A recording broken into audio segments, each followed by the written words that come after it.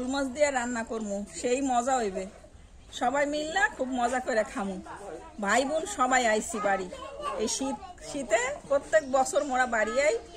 আজকে খুব মজা করে এই লাউ আর শোল মাছ রান্না করমু, অনেক মজা হইবে।